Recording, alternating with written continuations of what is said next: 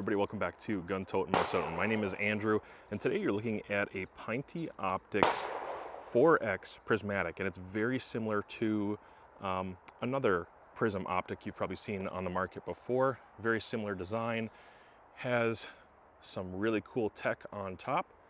So if you're into bright reticles or backup iron sights, turrets to adjust, and Picatinny, this is probably something you could look at. Now, I'm going to be honest with you, when I first talked to Pinty, I know kind of what they aim towards or who they're looking to market towards, and I was like, I'm not sure that this product will be exactly what I'm personally going to use, but it might be for somebody on my channel, and I'm willing to take a look. It does have some neat features and some higher quality than I'm used to actually from the brand.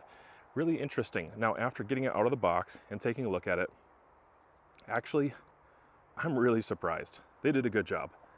I'm going to give props where it's due, give honor where it's due, and they did a really good job at producing a robust prismatic optic that has some neat features that actually work. And when it comes to fiber optic sights in general, or having something illuminated, I don't have a bunch of experience with this other than the ACOG. The ACOG is something that most people have some experience with, so I'm gonna have to generally compare this against the ACOG. Not in truth, because financially there's an enormous price difference between the two, and I know that this is not just as good as an ACOG, and I don't think Pinty is trying to market it that way, but they want to produce something that's a little bit more affordable and probably has some of the features and some of the look, the feel, the aesthetic that the ACOG has, and it probably will please a good portion of the market who just doesn't need that ACOG performance and price. I'm gonna try to come in a little closer for the reticle's sake here.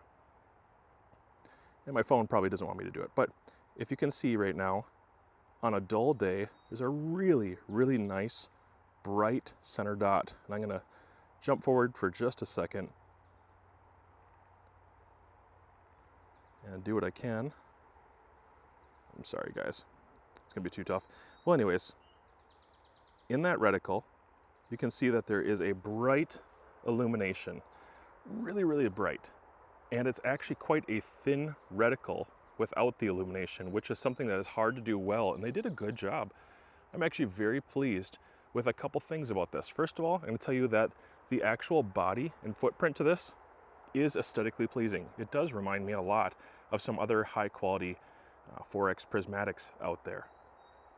On top of that, a really neat feature is having the anti-reflective device on here. There's a lot of expensive optics that don't come with something like this. It's really not that hard to include, and actually, depending on what your application is, those are really important, especially if you're looking at the quote-unquote tactical optics and tactical application. You really do need an anti-reflective device on the front of your optic because your scopes are shiny. I don't know if you knew that, but your objective bell typically puts out a lot of light, and if you get it at the wrong angle, it'll shine right to somebody. It'll give away your position. So they threw something in. Is it practical? Well, maybe at this price point, this isn't going to be your battle optic, but I'm going to tell you, I'm actually really impressed at the robustness of this build. It's pretty simple. It's hard to get really wrong with a Prism optic. Usually you can tell if they did a really bad job with a Prism optic. This one's not too bad. This is actually pretty good, especially for Pinty. I think this is a huge step up for them. So great job on that. Having the anti-reflective device on there is cool. Having the backup iron sights, now I'm gonna need to test this out to see how practical it is, but you can actually use them. They're usable. That hoop in the back, okay, your rear aperture is big enough. It's fixed, it's not adjustable, doesn't need to be for the application. You just need something for quick application, and I actually find with that fiber optic sight, it's really quick to get a hold of that. It's neat. I like having something like that on there just in case you mess up your reticle. I suppose it's a good across the room kind of aiming device. You do have capped turrets, and I'm gonna go ahead and pull one of these off. I was surprised when I set this up on the bench. See if I can do this. These are half M-way clicks, and actually they're fairly tactile. Like, they're really tactile. They did click, they did adjust, and they did do corrections the way that I would want them to do. So good job to Pinty on getting turrets that actually do what they're supposed to. It's really frustrating when you have an optic that doesn't adjust the way that you expect it to. And these do appear to be correcting at half MOA. Okay, from there, I'm gonna say that the actual reticle is very desirable. I like it. It's fine enough where it needs to be.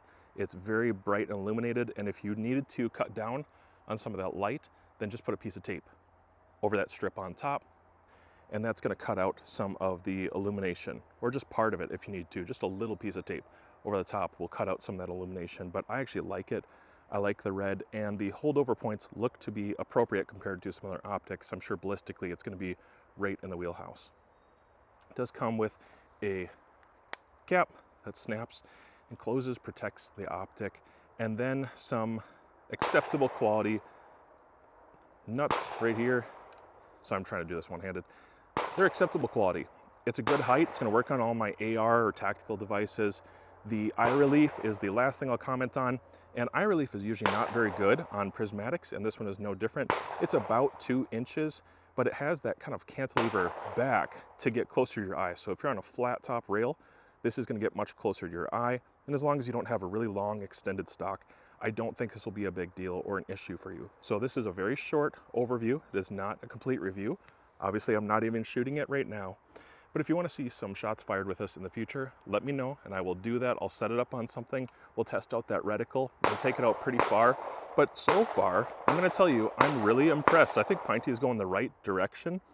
And I've seen a number of reviews on other products, and it seems like they've really stepped up their quality control and their productions. And I like what I'm seeing. They're much more functional than they used to be. That's for sure. And I want to give kudos to them for taking a step in that direction. I like this one, and I think I'll probably mess around with it quite a bit more.